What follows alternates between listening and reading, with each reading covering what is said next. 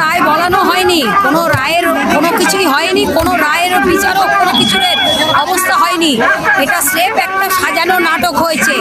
যেরকম কলকাতার মধ্যে এখনো পর্যন্ত আলাপ হরে কৃষ্ণ দই এরা সমস্ত কাটমানি টোপের নোট নিয়ে গিয়ে এদিকে সিপি হাউস থেকে উল্টোডাঙ্গার থেকে গিয়ে বসে, আর এখন হয়ে গেছে ডিআইজি, সে আবার বেকার রোডে বসে গেছে। ডবল টপ হয়ে গেল 15ই আগস্টে। আর 8 তারিখ থেকে অভয়ার মাটা কেঁদে মরছে। সারা পথবাসী, সারা কলকাতাবাসী, প্রত্যেক জেলার গ্রামবাসী কেঁদে মরছে যে একটা ন্যায্য বিচার, যে আমার ঘরের মা বোন মেয়েটারও যদি হতো। কি ধরনের নারী এটা? ওপার বাংলা থেকে তো বাবা এসেছিল এখানে এনসি পালের ইট ভাটায় আর দুধ ডিপোয় কাজ করতে। সেইখানে 6 বেটা আর 2 বেটি নিয়ে কাজ করতে এসে গায়ত্রী জেঠিমাও গেছে আর বাবাও চলে গেছে। নিজে কাজ করে নিজে কতগুলো পুরুষের জীবন কে রেখেছে। কালকেরও তো ইডি ছেলে আর ছেলের বউয়ের তো কয়লা ঘানির নাটক তো খারিজ করে দিল।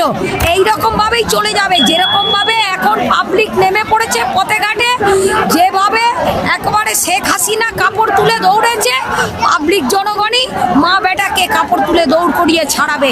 হয়ে যাবে তার খেলা শেষ। যে খেলা হবে তার খেলা ওইখানেই শেষ হয়ে যাবে।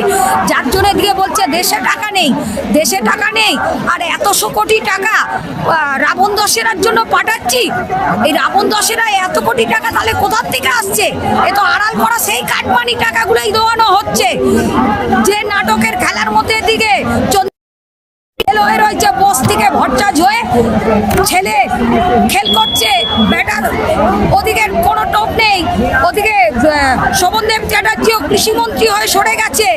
এদিকে অরূপ স্বরূপ 2 মস্তান ভাইও খেল করছে বসে, এবার লোকের বাস দেবে বসে। একবারে কারেন্ট বিলে সিএসসির নিয়ালিপুর ধারী হয়ে খেল করে।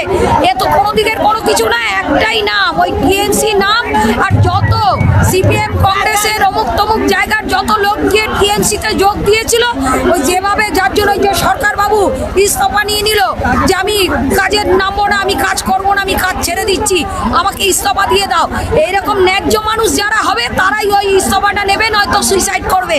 আর বাকি 2 নম্বররা বসে যাবে আমি আরও একেবারে জমাদারির থেকে আইপিএস হয়ে যাব। সবার আগে এই পাপ বিদায় হলে তবে গিয়ে বাংলাটা বাঁচবে।